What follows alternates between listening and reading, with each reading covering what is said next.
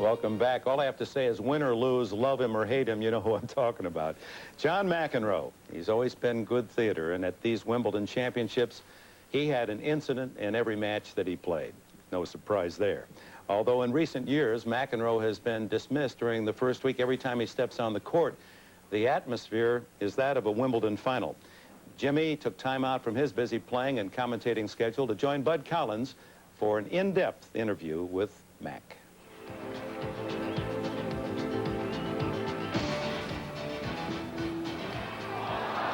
Deuce. Come on now! That ball was clearly outside the line. What the ball were you watching?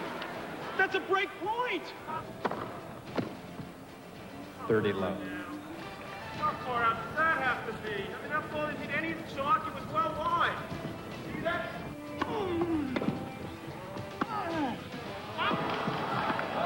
Two, one. Let me bet $1,000 that you didn't see it, right? Right? Let me guess, you didn't see that, right? A flash, please! That ball down here! You gotta be kidding me! You better get with it, you know that? You screwed me in France. Completely oblivious to what you were doing.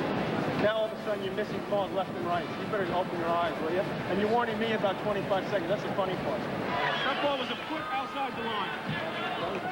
That ball was a foot wide, and I'm not exaggerating. A foot wide is close to you? 5-4, McEnroe.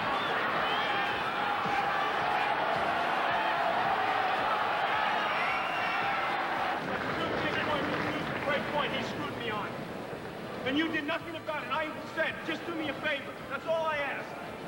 But it ought to be a great point, though, right? It has to be out before you call it, huh? How far does the ball have to be out before you see one? Bullshit, that ball was close. Good ball, son of a bitch. For me too, all right? After the match is over. Acerbic and boorish, yes, but McEnroe's tennis can be so remarkable that fans not only forgive, they stand and applaud his moments of genius that remind us of the McEnroe 10 years ago. After his defeat by Stefan Edberg, he visited with Jimmy Connors and Bud Collins. John, 10 years ago, you unseated a Swedish champion, Bjorn Borg. Today, a Swedish champion beats you. Can you go over that decade stretch and trace the progress and perhaps the decline and progress again and decline again and progress again of John McEnroe?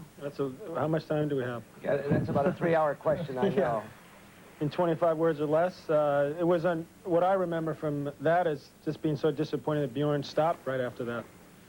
That's really when, that was really the last year he ever competed at a Grand Slam events, was '81, and it was very disappointing for me and probably for Jimmy as well, because the three of us, I felt at that time, were really, we lift each other. And now it's a different generation. It's Becker and Edberg, the two big favorites here, and here I am, like sort of the older guy playing the defending champion, so it just shows you how times change. Don't you like that role, though? Being the underdog, you have no pressure. You're playing against Edberg, who is the best player in the world.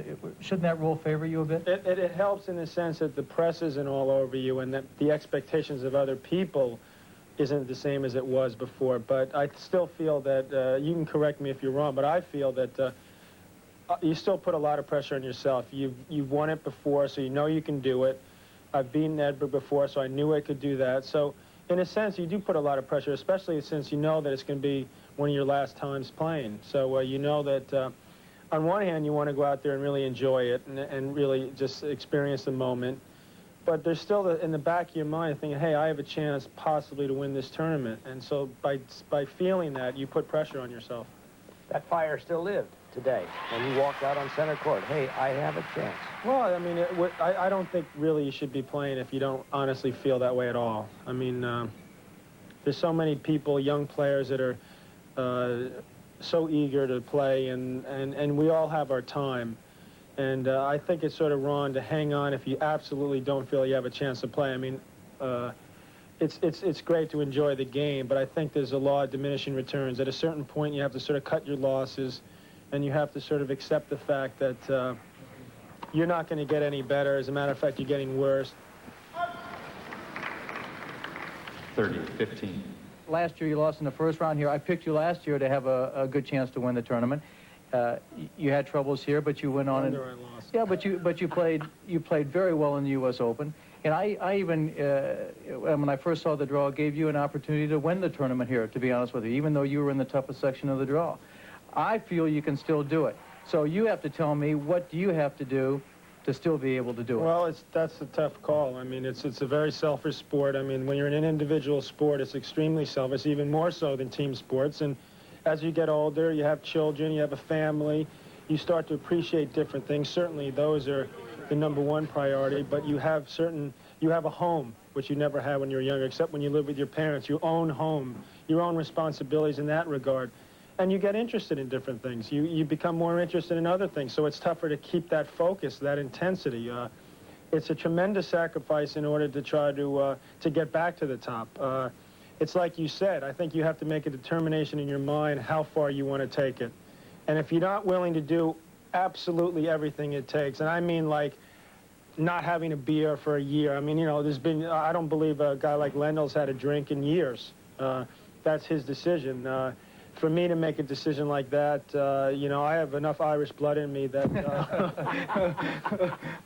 but you know, it really comes down to the fact that there's certain perks that you have in sports that are just unbelievably good. I mean, there's not a better job in the world in certain ways than being a professional athlete. So there's certain part of that that's very addicting. On the other side of the coin, That's a good, the addiction of professional sports. Well, I love to compete, probably more. Is it an addiction, do you think? Well, I think it is. You get something in your blood from such a young age as I started, and I was around the tennis for so long, and Mac, and then you reach a certain point of success, being the best player in the world as Mac has been and I have been, and then that feeling that's in you from having that position and being above all else never leaves you. Now, you have to realize somewhere along the line that you cannot always play like that. That's a law of sports, that you get older. Along with age comes a lot of things. You don't move as well, you don't see the ball as well, you don't react as fast. But do you stop altogether? Yeah, you didn't want Jabbar to stop altogether when he was playing for the Lakers. I don't want either one of you to stop. You take something away from my I like life. to compete too, but I don't like it as much when I lose. See, Jim, I mean, I like competing as long as I win the match. I mean, you sit there and you're tearing your hair out. Why am I doing this? I can't stand, I can't take it another minute. Then all of a sudden you win the match, it's like, hey, this is great. You know, it changes that fast. Yeah, but losing has always been a part of the game to you. I mean, you competed against me, you competed against Borg, and you had your ups and you still had your downs in losing some matches, but you still were in there grinding it out. And I think losing is tougher to take when you get older, though. I really do. I think you're more aware of the consequences. It went in there, went out the other when I was young. I mean, I look at the match that I lost to Jimmy in '82 here, and I think to myself now, God, you know, I could have won that match. At the time, I was like, God, I got to the finals of Wimbledon, and Jimmy played a fantastic match and beat me 6-4 in the fifth. You know, it's too good. Now you think, like, if I had done this differently or that differently, I prepared a couple days before, so you can really beat yourself up. Well, especially when there was the rain delays and you watch the match. Oh. I don't think about it. I try not to think about it, you know, at other times, but it's a pleasant memory to be in the finals of Wimbledon, and I'm happy that I took it in a good way. But it does get to a point when you don't win anything for like a long period of time. It's been 6-7 years since I won a major event, that you start second-guessing those things. But you have to sort of get through that too. I mean, all athletes think the same thing. If I had done this, you have to get through that as well, or else you'll be completely bald. We sat here a year ago, and people have been asking me about this all year. Is Connors going to coach McEnroe? They were talking about each entering into a coaching relationship. What happened to that? Well, I think what happened was that Jimmy decided that he was going to continue playing. And we lost each other's number. That's what happened. So, you know, it's, when you actually want to compete, it's like a different story. I mean, and it just didn't, it was one of those things where Jimmy still actually wants to play. So it sort of was, a lot of people came up to me. A lot of people came up to me and asked me, so is Jimmy coaching? And I kept saying, I'm waiting for the call. But then he said he was waiting for my call.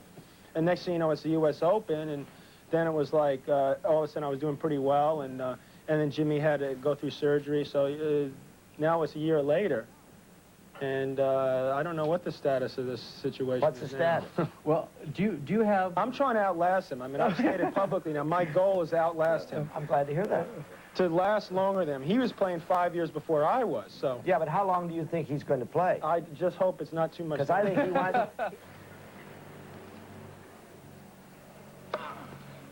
James McEnroe.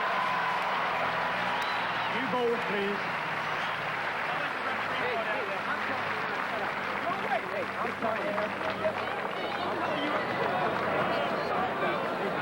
Keep your mouth shut out here. Let's go back to that wonderful time you played on center court and you told him to shut his mouth. And what evolved after that for you two guys? What happens when you were at each other's throats there for a couple of years? I think when you're in the heat of the battle, it's tough because it's so individual that you really build up like something that's not necessarily there. In certain respects,